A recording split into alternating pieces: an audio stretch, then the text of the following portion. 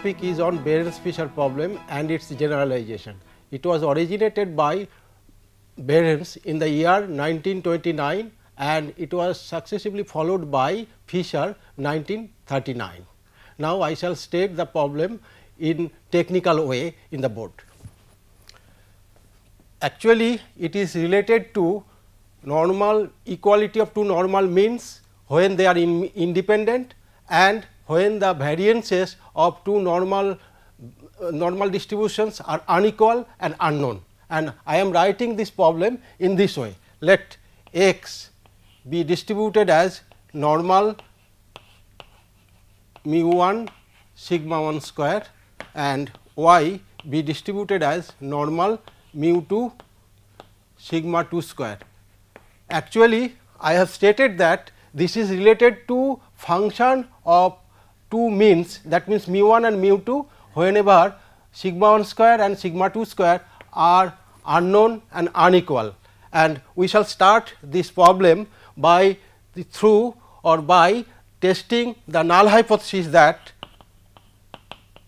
mu 1 minus mu 2 is equal to 0 against some alternative that not h naught or mu 1 is greater than mu 2 or mu 1 is less than mu 2.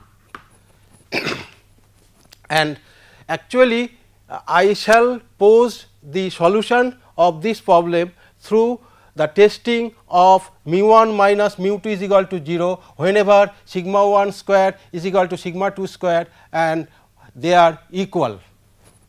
That means we have two independent samples corresponding to x and y n 2. These are of samples of sizes n 1 and n 2. Now, I shall give a testing procedure for mu 1 minus mu 2 is equal to 0 whenever sigma 1 square is equal to sigma 2 square and they are unknown. Now, I come to the special case when sigma 1 square is equal to sigma 2 square for testing h naught, and that is given by a statistic T naught, which is x bar minus y bar divided by s into root over 1 by n 1 plus n 2. Actually, x bar is x bar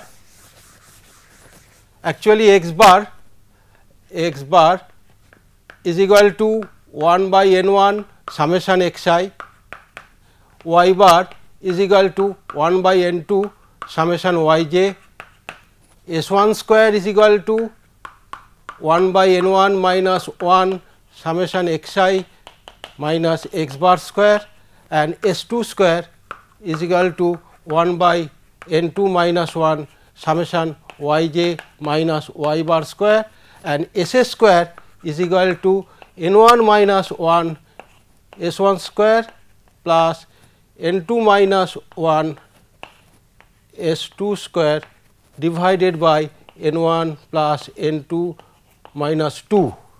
So, we get everything for T calculation of T naught, and hypothesis is rejected depending upon the alternative hypothesis, and that means T naught is greater than some T alpha, that means it is the alpha cutoff point of students T distribution with n 1 plus n 2 minus 2 degrees of freedom, and that is all about my special case whenever the hypothesis is mu 1 minus mu 2 is equal to 0 and sigma 1 square is equal to sigma 2 square, but this common value is unknown.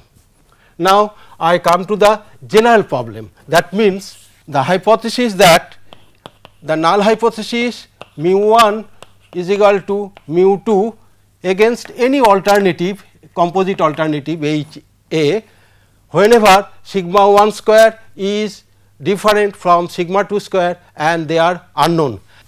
Now, I am coming to the actual solution, that means I am going to give a solution for generalized Behrens-Fisher problem, or in particular the problem for which the variances are unknown and unequal, and the first solution is given by Welch, and that is given by the statistic T1 is equal to x bar minus y bar divided by S1 square by N1 plus S2 square by N2, where the distribution of T1 is approximated by T students T with degrees of freedom nu, with nu determined by the relation 1 by nu is equal to N is equal to W square divided by N1 minus 1 plus 1 minus W whole square divided by N2 minus 1, where W is equal to S1 square divided by N1 divided by S1 square by N1 plus S2 square by N2. So, we can approximate the distribution of T1 under the null hypothesis by students T with degrees of freedom nu, which is determined by this relation, and that nu is a random variable depending upon the sample sizes. Actually, that sample size goes to infinity whenever N1 N2 goes to infinity. So, that T1 distribution under the null hypothesis H naught can be approximated by normal distribution with mean 0 variance unity. So, that is one solution given by Welch. Next, I am coming to another solution which is given by Cephei.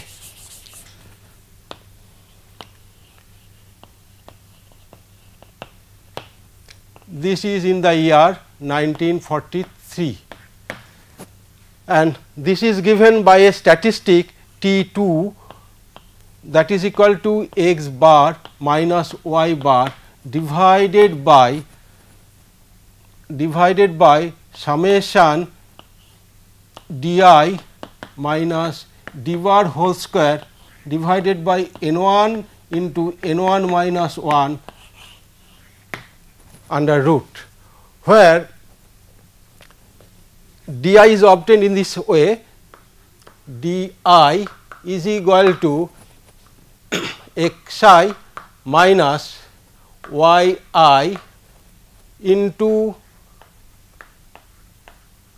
this plus 1 by root over N1 N2 summation j from 1 to N1 yj minus 1 by N2 j from 1 to N2 yj, and that I runs from 1 to N1.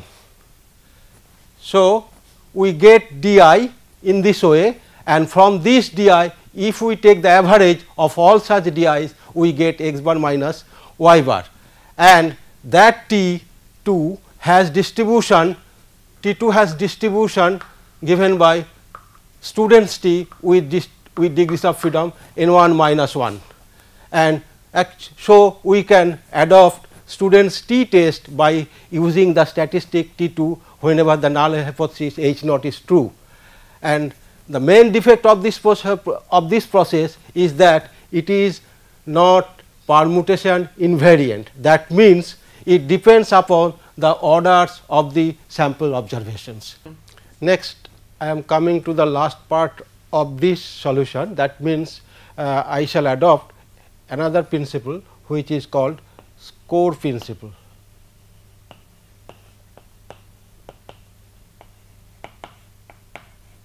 Or test, which is based on score statistic.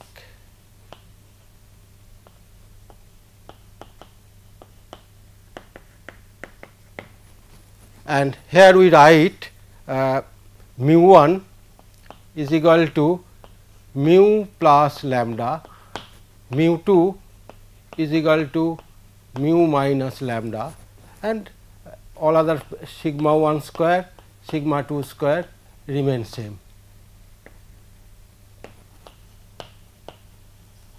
same. Now, our parameter of interest is theta, which is 4 component vector mu 1, mu 2, sigma 1 square, sigma 2 square, which is equivalent to lambda mu sigma 1 square, sigma 2 square. Then hypothesis that mu 1 is equal to mu 2 is equivalent to hypothesis that lambda is equal to 0. Now, we write this theta in this way, lambda and beta. That means, lambda is single component and beta is 3 component vector. And I shall use here the score statistic, and the formation of score statistic is in this way. Let L theta is equal to log likelihood of the data. Based on L theta, we can obtain u theta. This is called core function obtained as the derivative of this with respect to L of L theta with respect to theta. So, this is called score function, and this score function is divided into 2 subvectors. That means, u theta is equal to u lambda theta and u beta theta.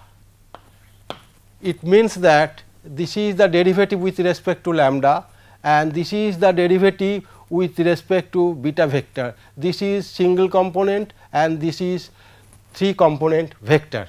Now, our test statistics will be based on this u lambda theta, and it is known that for large sample approximation u theta is distributed according to normal with mean 0. That means, it is 4 variate normal with mean 0, that means mean vector 0, variance covariance matrix, this is nothing but information matrix I theta, and that I theta can be partitioned in this way. I theta is equal to I lambda lambda theta, I lambda beta theta, I beta lambda theta and I beta beta theta, and here it will be I and it will be I lambda beta, and this is the sub matrices of I theta.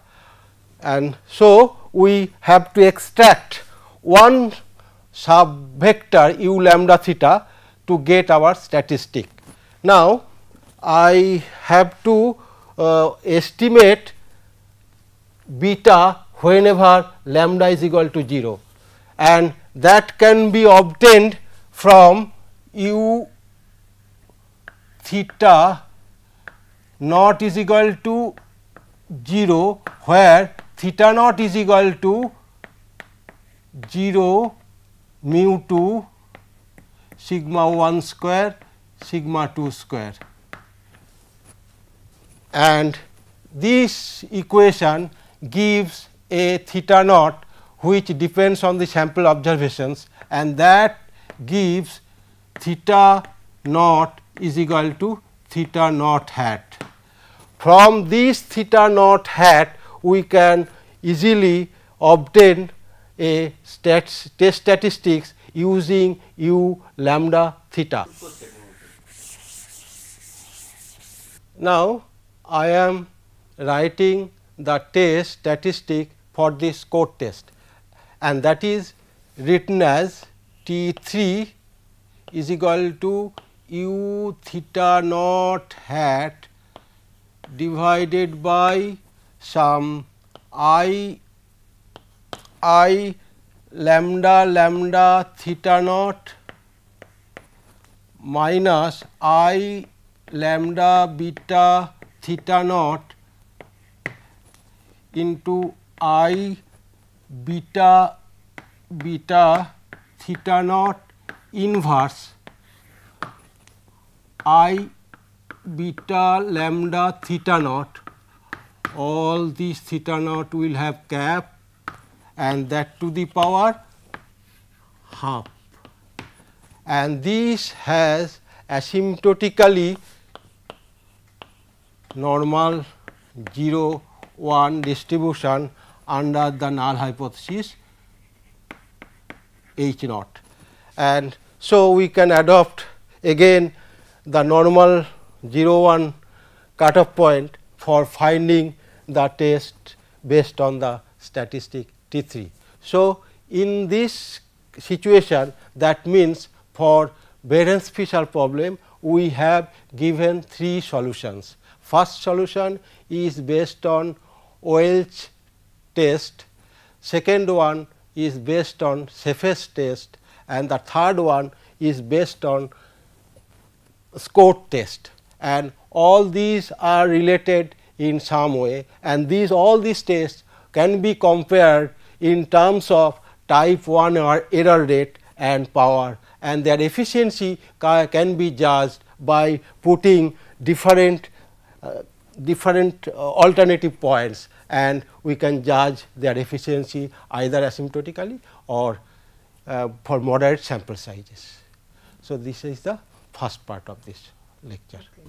Now, I am coming to generalized Behrens Fisher problem, that is nothing but non-parametric setup in which the random variables have the distributions which are unknown, but continuous at the first step. So, I am writing everything. First, assume that there are 2 drugs, A drug 1,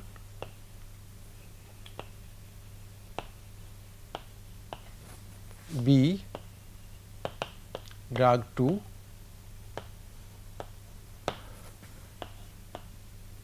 this is old one, this is new one. X and Y are the responses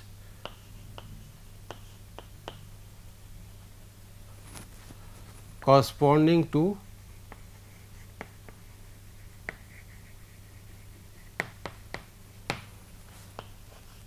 drugs 1 and 2 respectively,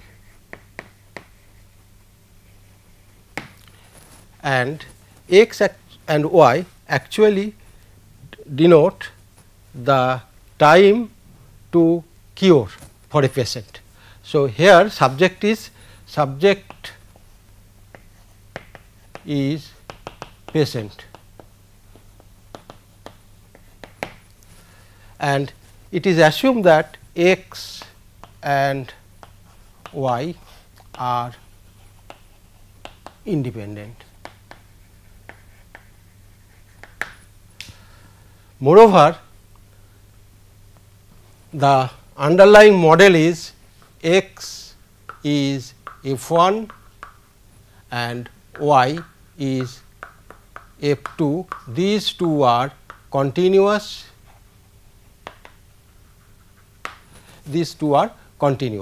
So, effect of drug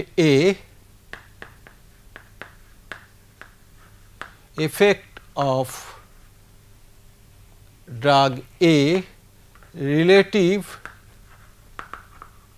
to that of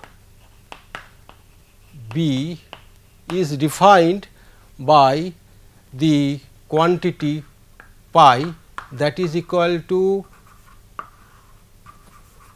probability that x is less than y, and this is written in this form f1 y d f 2 y in the integral form.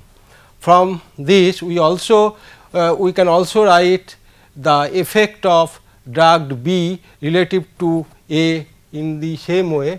That means, y is less than x, and that is equal to probability that x is greater than y, and that can also be written as like this: 1 minus f 1 y d f 2 y. So, we have two measures, one is probability that x less than y, and the other one is probability that y is less than x. So, two drugs will be equally effective if probability x less than y and probability y less than x are two same. That means, x less than y is equivalent to y less than x, and the drug A is said to be more effective than B if probability x is less than y is greater than probability that x is greater than y, and drug A is less effective than B if probability that x less than y is less than probability that x greater than y. So, we have three different situations from these probability statements. One is equality, one is greater than, the other is less than. So, a drug is better than, that means, a drug A is better than B if pi is less than half or greater than half, or for equality pi is equal to half. That means, I am writing everything in the form of the function pi and in this probability x less than y measurements. So, I have come to the measures probability x less than y, probability x greater than y, and probability x less than y greater than probability x greater than y, probability x less than y less than probability x greater than y. And since probability x is less than y plus probability x greater than y is equal to 1, that implies twice probability x less than y minus 1 is equal to 0, and that gives probability x less than y is equal to half when probability x less than y is equal to probability x greater than y. So, for equivalence we get that probability x less than y is equal to half, that here we have adopted that probability x greater than y is equal to probability x less than y, from which we have get this. Now, a non-parametric estimator of probability of x less than y can be obtained by this relation. Suppose I have observation n1 independent observations on x and n2 independent observations on y. These all are independent.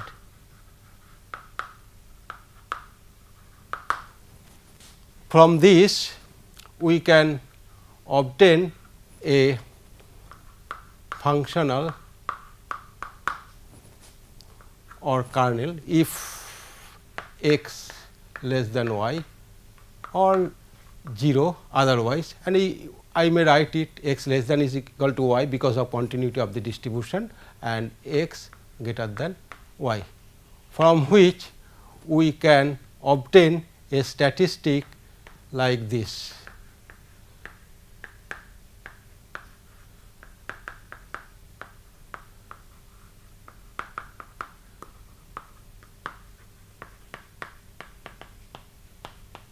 this is called Mann-Whitney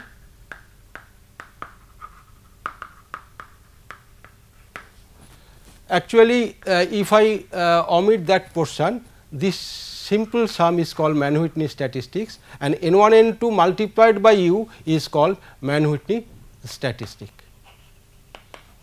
and this is called 2 sample U statistic. In general, it has expectation is equal to pi and variance of this is sigma 1 square by n 1 plus sigma 2 square by n 2 plus pi into 1 minus pi by n 1 n 2 minus 1 by n 1 n 2 into 1 by into sigma 1 square plus sigma 2 square, where sigma 1 square is equal to expectation of under f 1 of f 2 x minus pi whole square and sigma 2 square, and sigma 2 square is equal to expectation under f 2 of f 1 y minus pi whole square.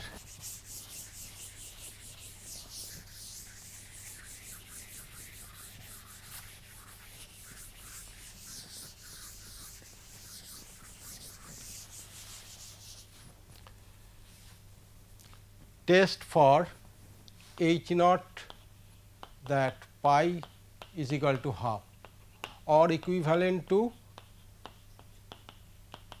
probability x less than y is equal to probability x greater than y. This is generalized